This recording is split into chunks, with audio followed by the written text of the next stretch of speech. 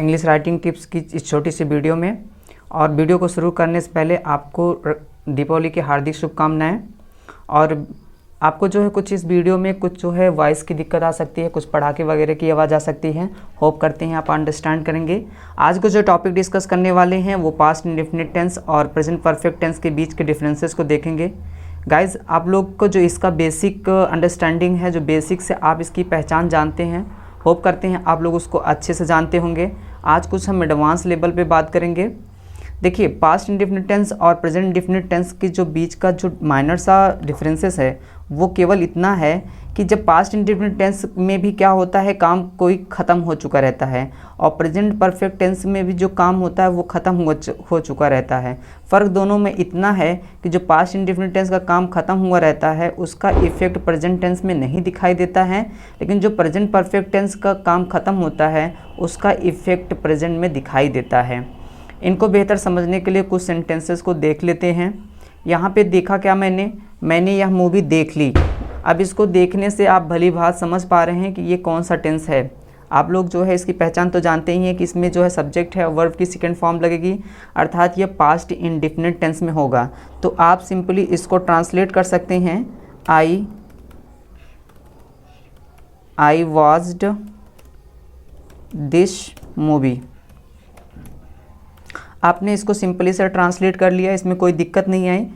अब बढ़ते हैं दूसरे सेंटेंस की ओर। दूसरा सेंटेंस हमने क्या देखा, मैंने यह मूवी पिछले साल देख ली है या देखी है। इसको ट्रांसलेट करने की बात आई। आप जो बेसिक सा इसकी पहचान जानते हैं, और अगर आपको इसकी पहचान के बारे में अधिक जानना है तो एक चैनल के ग्रुप में एक प्लेलिस्ट मिल जाएगी आपको ट्रांसलेशन की। ट्रांसलेशन में जो है आपको सारे टेंसेस मैंने पढ़ाए हैं, वहाँ पे जाकर आप उसको अच्छे से समझ सकते हैं।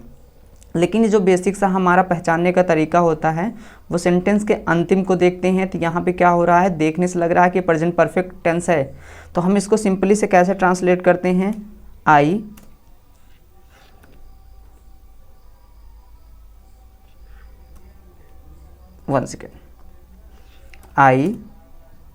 हैव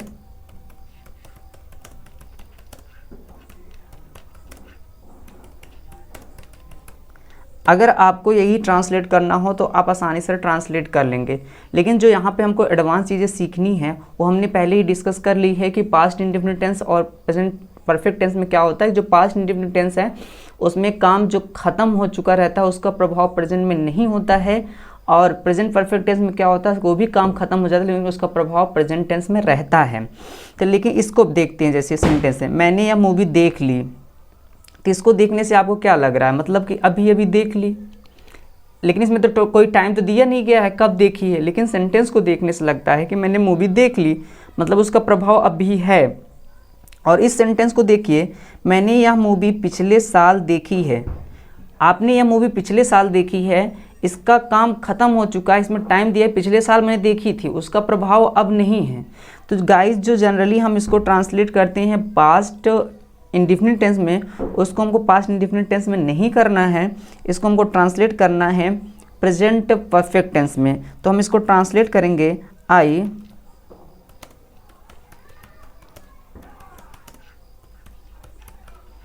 आपको मैंने बेसिक सा आइडिया दिया कैसे आपको करना है।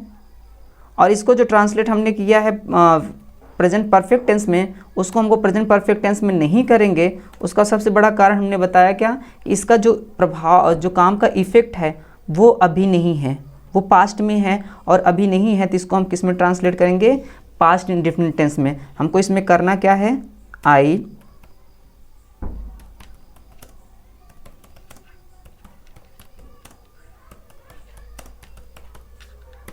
आपका ये बेहतर होगा, ये नहीं होगा।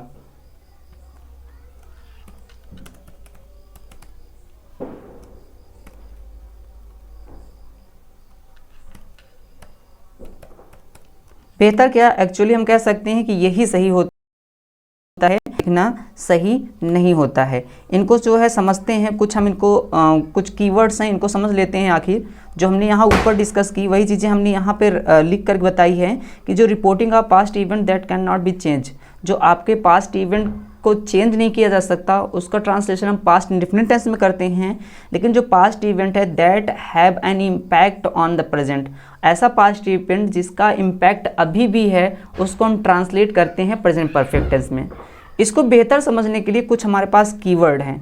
अगर ये हमको ज़्यादा डीप में नहीं समझ में आ रहा है तो इतना समझिए कि पास्ट इंडेफिनिट टेंस में तब हम ट्रांसलेट करते हैं जब किसी सेंटेंस में काम के ख़त्म होने का टाइम दिया रहता है, और उसमें कुछ टाइम हमने यहाँ मेंशन किया है, जैसे yesterday, already, last night, week, year, ago, या फिर इन जो पास्ट के आपको टाइम हैं ये। और लेकिन जब प्रेजेंट परफेक्ट टेंस है, इसको कीवर्ड इसके जो दिए हैं पहचानने के, उसमें आपको सेंटेंसेस में कुछ वर्ड दिए जा सकते हैं। वो कौन कौन से? At, as of now, already, so far, recently, या फिर कोई टाइम मेंशन ना हो। होप करते हैं आप लोग को गाइज ये बहुत अच्छे से समझ में आया होगा। दोनों बातें मिलाकर ये हुई, कोई भी सेंटेंस दिया गया है जिसमें काम के खत्म होने का टाइम दिया गया है, उसका ट्रांसलेशन हम पास्ट इंडेफिनिट टेंस में करेंगे। और जिसमें काम के खत्म होने का टाइम तो दिया गया है लेकिन इन शब्दों में से कोई दिया गया है, उनका हम ट्रांसलेशन प्रेजेंट परफेक्ट टेंस में करेंगे। या फिर ऐसे सेंटेंस जिनका जो है काम खत्म होने का टाइम ही नहीं दिया गया है, उनका ट्रांसलेशन हम प्रेजेंट परफेक्ट टेंस में करेंगे। होप करते हैं आपको अच्छे से समझ में आ रहा होगा। इनको एक सेंटेंस से और समझ लेते हैं। जैसे यहाँ पे एक सेंटेंस दिया गया है, मैंने इस कंपनी में काम किया।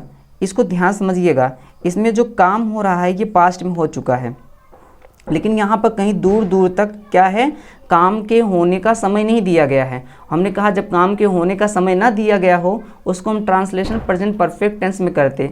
अगर यहाँ पे इस सेंटेंस में देखिए, मैंने इस कंपनी में काम किया है, तो इसमें क्या है, काम तो ख़त्म हो चुका है, मैंने काम किया है, लेकिन ये नहीं समझ में आ रहा है कब काम किया है। हमने एक आपको कीवर्ड बताया कि जिसमें ना दिया गया हो, आपको ट्रांसलेट दो में ही करना है। तो पास्ट इंडेफिनिट स्ट्रक्चर तो लग रहा है पास्ट इंडेफिनिट टेंस का है, लेकिन हमने कहा जब भी ऐसे सेंटेंस आए आपको सोचना है आप पास्ट इंडेफिनिट टेंस में करेंगे कि प्रेजेंट परफेक्ट टेंस में। आपको यहाँ पे कीवर्ड देखना है, क्या यहाँ पे कोई टाइम मेंशन किया गया है, यहाँ पे कोई भी टाइम मेंशन नहीं किया गया है। इसका मतलब हम इसका ट्रांसलेशन जो है प्रेजेंट परफेक्ट टेंस में करेंगे। तो हम सब्जेक्ट को लिखेंगे हेल्पिंग वर्ब, और फिर इसका मेन वर्ब की third form,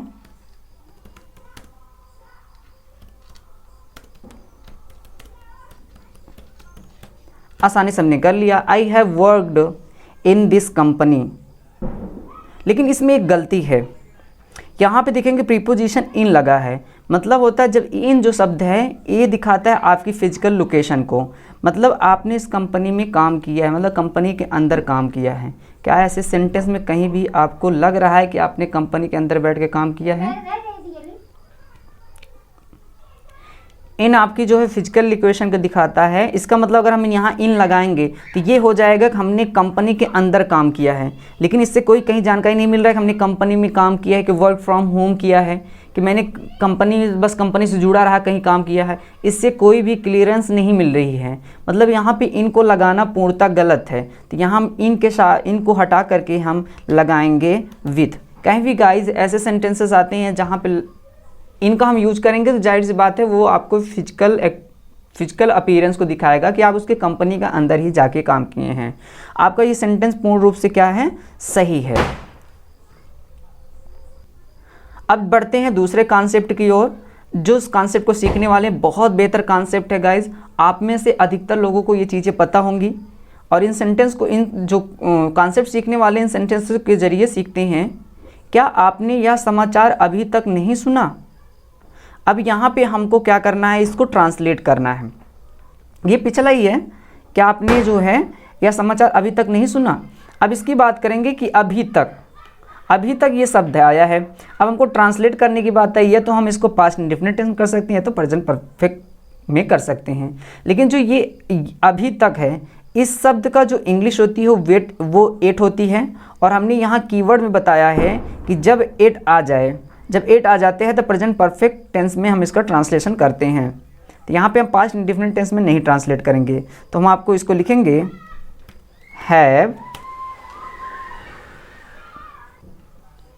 have you not heard this news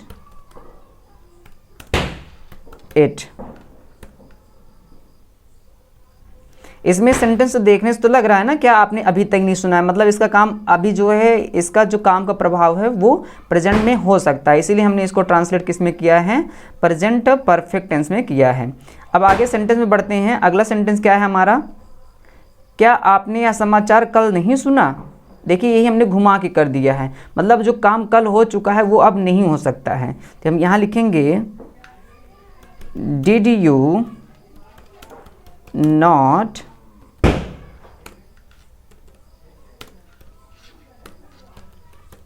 hear this news yesterday।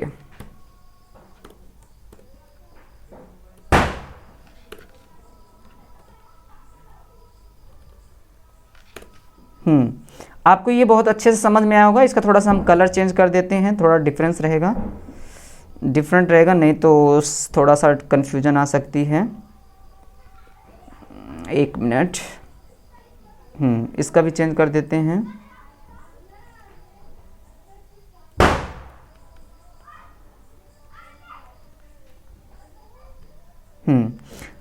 अब आगे बढ़ते हैं कि कैसे, how to write future event, कैसे हम फ्यूचर इवेंट को लिखें। इनको कुछ बेहतर सेंटेंसेस के द्वारा सीखते हैं। जैसे कल भारत के प्रधानमंत्री यूएसए जाएंगे। अब यहाँ पे अगर इसको लिखना हो, अगर हमको इसको ट्रांसलेट इंग्लिश में करना हो, तो हम इस सेंटेंस को देखने से क्या लग रहा है कि ये जो है सिंपल इंडिफिनिट टेंस में है, मतलब कि ये फ्यूचर इंडिफिनिट टेंस में है। अगर इसको करें तो हम यहाँ क्या लिखेंगे, यहाँ पे सब्जेक्ट हमारा है द,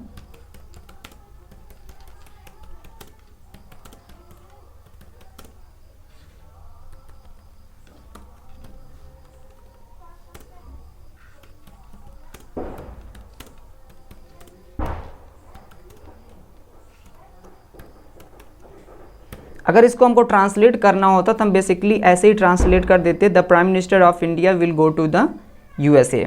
यहाँ पे यूएसए के पहले हमने द का यूज़ क्यों किया, क्योंकि ये ऐसी कंट्री है जिसके नाम से लगता है प्लूरलिटी। आपका फिलीपींस हो गया, यूनाइटेड अरब अमीरात हो गया, यूके हो गया, इनके पहले हम द का यूज करते हैं। आपको ये पहले भी चीज़ें पता थी कि अगर इस सेंटेंस को आपको कभी भी मिलता तो आप इसको ही ट्रांसलेट करते, लेकिन हम आपको बता दें इस सेंटेंस को ट्रांसलेशन करने के और भी तरीके हैं। जैसे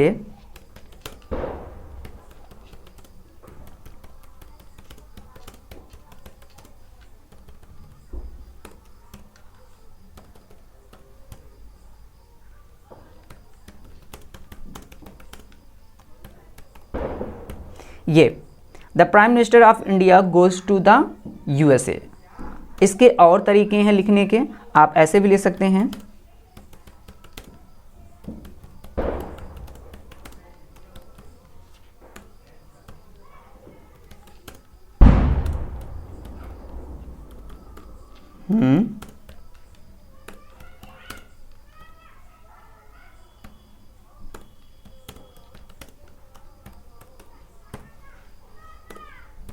इसको लिखने के एक तरीके और हैं, उनको ऐसे भी लिख सकते हैं।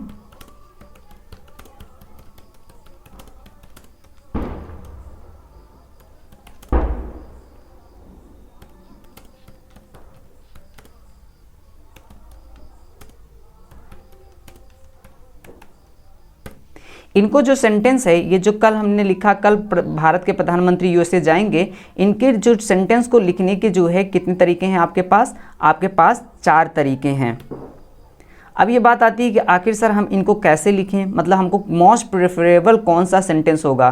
क्या हम ये जो पहला सेंटेंस है उसको वैसे लिखेंगे तो गलत हो जाएगा क्या फिर ये जो लास्ट के 2 सेंटेंस लिखे हैं वैसा लिखना सही होगा। तो हम आपको बताते हैं इनका यूज कहाँ कहाँ होता है। देखिए जो ये पहला सेंटेंस है, इनका यूज आप कहीं भी कर सकते हैं, बेझिझक कर सकते हैं, इसमें कोई गलती नहीं है। और ये दूसरा सेंटेंस भी कर सकते हैं, तीसरा भी सेंटेंस का यूज कर सकते हैं। लेकिन जो चौथा सेंटेंस है ना, इसको हम आम तौर पर बोलने के सेंस में करते हैं। जैसे हम कहीं स्पीकिंग कर रहे हैं ना, तो वहाँ पे हमको जो है फ्यूचर के कोई इवेंट को डिलीवर करना है, तो उनको हम कंटिन्यूअस में डिलीवर करते हैं। कहने का मतलब इनको हम इनफॉर्मल में यूज करते हैं। ये सेंटेंस जो है इनफॉर्मल में यूज किया जाता है। अब ऊपर बढ़ते हैं। ये ऊपर जो पहला सेंटेंस था, इसको कहाँ यूज करें, इसको आप कहीं भी यूज कर सकते हैं, इनको हम जनरल वे में यूज कर लेते हैं। लेकिन जो ये दूसरा सेंटेंस हमने लिखा है, इनको हम कहाँ लिखेंगे, तो इनको जो है आप कहीं आप ऑफिशियल रैंक पे, हाई रैंक पे हैं तो वहाँ पे आप इनको लिख सकते हैं। आप न्यूज़पेपर में भी देखते होंगे इसी सेंटेंस का यूज होता होगा। और कोई भी जो मिनिस्ट्री की तरफ से जो भी इंफॉर्मेशन आती हैं, और चाहे वो गवर्नमेंट ऑफ इंडिया की तरफ से कोई भी सूचना आती है, कोई भी नियम कानून आते हैं, तो वो जो फ्यूचर में होने वाला उसका इफेक्ट रहता है, उनको हम ऐसे डिलीवर करके दिया जाता है।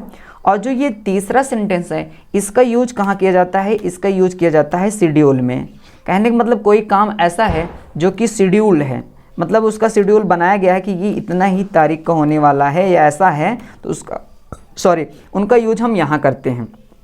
अगर मुझे बात करनी, अगर आप लोग मन में उठ रहा होगा कि आपको कौन सा जो है सेंटेंस यूज करते या फिर राइटिंग में कौन सा यूज करते, तो इन दोनों सेंटेंसेस में से मैं किसी सेंटेंस का यूज करता। लेकिन मैं आपको बता दूं इस सेंटेंस का इस्तेमाल हम यूज नहीं करेंगे।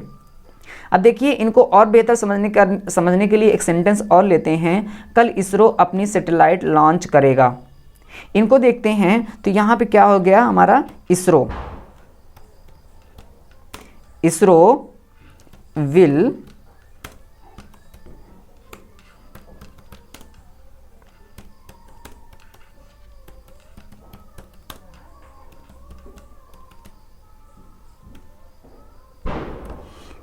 Tomorrow, ISRO will launch its satellite tomorrow. इसको हमने सिंपली कर लिया, लेकिन इनको करने के और तरीका कौन सा है, लिखेंगे इसरो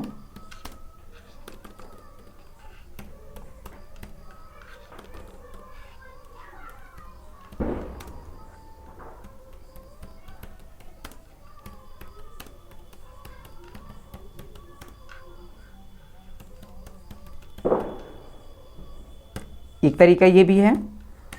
और ध्यान दीजिएगा, इसरो है, जाहिर सी बात है कोई भी सैटेलाइट लॉन्च करने की बात करेगा तो वो जाहिर सी बात है वो शेड्यूल ही रहा होगा। तो इसको जो तीसरा तरीका है, हमको अगर करना हो तो बेहतर वही माने हम। कहने का मतलब ISRO is to launch its satellite tomorrow. इनका ये जो लास्ट वाला तरीका जो फॉर्मल वे में आप यूज कर सकते हैं, इसरो इज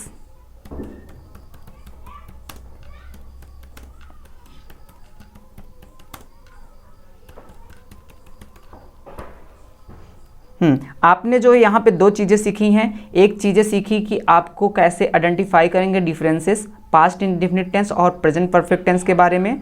और यहाँ पे एक चीज़ आपने सीखा कि कैसे फ्यूचर की इवेंट को हमको डिलीवर करना है, कितने तरीके से हम उनको डिलीवर कर सकते हैं। होप कर रहे हैं कि आप लोग दीपावली को काफ़ी इन्जॉय कर रहे होंगे। लेकिन इन्जॉय करते करते ये मत भूल जाना कि हमको आगे की पढ़ाई भी करनी है। आप लोग सेफली से पटाखे वगैरह दगा रहे होंगे, खूब अच्छे से इन्जॉय कर रहे होंगे। मिलते हैं नेक्स्ट वीडियो में। Signing out.